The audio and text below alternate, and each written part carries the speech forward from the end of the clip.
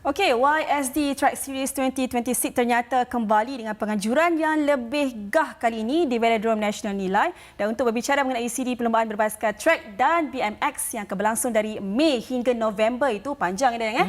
Kita ada dua tetamu istimewa ke studio. Baiklah, kita menjemput Yang Amat Mulia Tunku Tan Sri Imran Ibni Almarhum Tuanku Jaafar, pengerusi Yayasan Sam Darby, dan juga John Beasley, pengarah teknikal YSD Track Series. Welcome to the studio. Thank you so much for being here today. Hello, John. Hi. Wonderful being here, Glenn. Wonderful to have you as always. All right, so perhaps you can start off with, basically a lot of people are wondering what might be the key upgrades or new elements introduced in the 2026 editions of the YSD Track Series and BMX Series. A lot of people are curious. Perhaps you have a simple answer for the viewers. Well, we're just carrying on the same thing that we've done for the last 3 years, giving the opportunity to all our top cyclists, track cyclists, the opportunity to play, to compete against their peers and now against international opposition. So it's really just improving on what we've done over the last 3 years. There's no real innovation. I think it's a question of just improving every year, because as you know, we started 3 years ago. So a lot of people who were then 16 are now 19. So, they've progressed and they're getting better. So that's what we're really doing. And then the new ones that are coming in at the lower level. Basically kesinambungan lah Suzana, itu yang kita nak lihat. Mungkin daripada yang bermula pada umur 16 tahun, kini dah berada 18 tahun, peningkatan tu sudah pasti ditonjolkan lah. Okay, John, from a technical standpoint, what key improvement have been made to the YSD Track Series for 2026 this season? Yeah, probably just building on what Tunku Imran said, that this is another year of evolution, and we've got some more nations involved. We started with 2 nations years ago. Now we're growing it to, I think we've got 7 nations, so 130 athletes. So it's just normal growth. So, but looking forward to seeing the next generation, and for the young Malaysians, they're competing against some of the best cyclists in the world. So normally Australia and New Zealand come home with a bag full of gold medals at Junior World Championships every year. So they get to measure where they're at and where they fit in the system. So yeah. You mind to share the maybe specific quality that you look for to identifying potential elite riders maybe? Yeah, it's difficult for the layman to understand, but we look at power, watts per kilo. Obviously their racecraft, so decision making, so all those things become part of the package. All right, so as we have mentioned before, both series are kicking off as early as May. That's quite early, to be honest. And why is it important for both these series to start earlier this time around, and how does that impact the athlete development, Tunku? Well, I wouldn't say May is that early. It's already the 5th month of the year. But really, we also have some big events, the competitions this year. In July, we have the Commonwealth Games, and in September, we have the Asian Games in Japan. So it's important that we get the training and the competitions beforehand, so that they can be at their best for these competitions at which Malaysians, should be able to bring medals, if we can, of course. Inshallah, inshallah. Okay, Tan Sri, effectively have this series bridged the competitive gap for young riders transitioning to the elite level? Well, I can't, answer that. John is probably a better person to answer that question. Maybe, John? Yeah, I think it's part of the evolution to see where they're at. So it is a competition that we're hoping they see what level they are at and what they need to aspire to. So, so they work hard and they commit to being the best they can in order to reach their dreams. So every sportsman and woman dream of the ultimate, and in our sport it's the Olympics or the Tour de France on the road. So for us, we're more suited to track racing. So it's more see where they're at.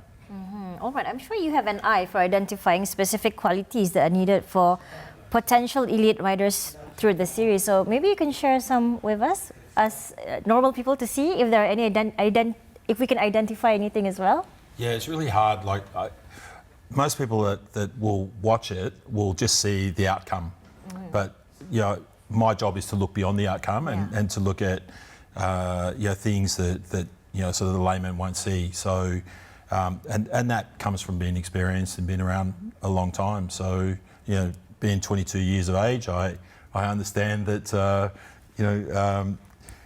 I've been around for a while and I know what to look for. So, but it's more, like I said before, racecraft, the technical ability, and the technical ability is to be able to execute at the right time, and their physical attributes. So, we don't have any big, muscular, big-body Malaysians involved in track cycling yet, but you'll see some of the New Zealanders, which are already at 16, 17 years of age, already 85 kilos, so quite big, muscly, but they have a lot more drag than what our Malaysians do. So we can offset with a small drag, so we don't have to produce as much power, but we can still be very competitive.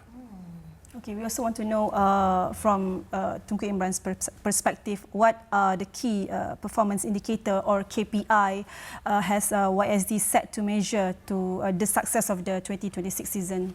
Well, of course, the ultimate KPI, of course, how we do in international competitions, because that's what the whole objective of the circuit is. But as far as we're concerned, it is very satisfactory to see the number of athletes and cyclists coming through. And over the period, just a 3-year period, we've had 4,300 cyclists at BMX and at track. So it's, we're very happy with the progress. And we always look, where's the impact? And the impact, I think Malaysia is making an impact. We made an impact at the World Cup you saw in KL a couple of weeks ago. Yeah. I mean, we had Azizul winning a brilliant final race. And so, the KPIs are there and we're very satisfied with it. But obviously, everything has to improve. So obviously, we are giving that support to the team. And I must emphasize, we're not talking about individuals necessarily here. We're talking about a team of people behind, the one person. Azizul didn't win the World Cup gold medal without a good team behind him. Right. So for us to get another Azizul in future, how does YSD ensure a clear and sustainable pathway for grassroots talent to find their way to the national squad through these series, Tunku? Well, I think what we've done, with putting the BMX together with the track, I think is really a very, very clever thing. BMX is an Olympic sport as well, but you start much younger. And I think you'll see many cyclists from BMX moving to what they feel is a more sophisticated for them. They've done enough of the BMX. Now they want to try try the track. And so I think that essentially, by starting them much younger, I think we will see, I think, without a doubt, a great improvement in our performances at the more senior levels. Definitely. Okay, as we talk about grassroots, maybe John can share with us, in your view, where does Malaysia currently stand in track cycling development compared to other leading nations? Yeah, look, we're a long way behind, but YSD provide a vehicle for the young Malaysians to become better, and it's an entry spot into the sport, which we didn't have before. Unfortunately, we only have a couple of velodromes in all of Malaysia, so it's pretty hard to roll out a truly national program when you only have a couple of facilities, and we would dearly love to have some really basic facilities in the near future, but we don't certainly need any more indoor world-class facilities. I think we've got enough. We just need, a real basic facility that is around a football oval and just at a, bitumen track, and that way we can grow the sport within the states. And the more numbers we get, the more champions you're gonna churn out. So yeah, it's just a numbers game. Okay, but what are the most common gaps or weaknesses among developing riders, and how is this series helping to address these weaknesses, John?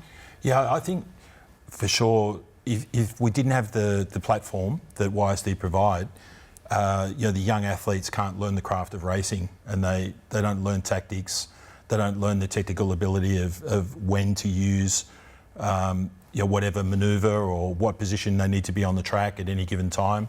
They're all things that come with experience, and you never learn them unless you're actually in a race environment and you make mistakes, and that's how you learn. So without YSD providing that platform, we wouldn't be anywhere near where we are now. So we just need some more basic facilities, like I said, and if we do that, the sport can grow, and then we're all in a better place. But yeah, I think before YSD, Tunku Sports XL, when I first come to Malaysia, was the platform for Azizul to come through. Yeah. So, and he's still involved with YSD now. So YSD Sport XL is one of is the coordinating partner for YSD in this venture.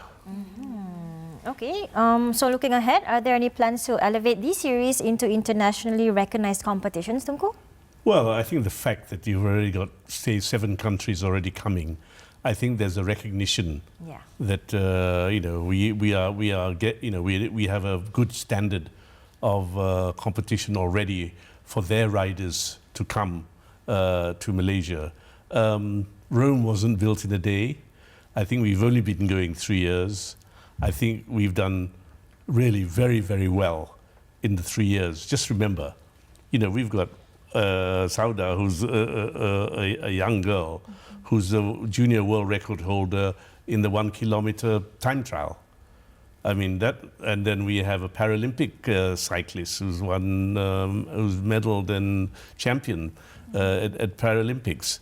So it's and Nurul is she's improving all the time, and there are others coming through. This is where suddenly a new name crops up during this series, and that's where I think that the team, John and his team, together with the National Sports Council, inshallah will pick them up and help them get even better and grow into.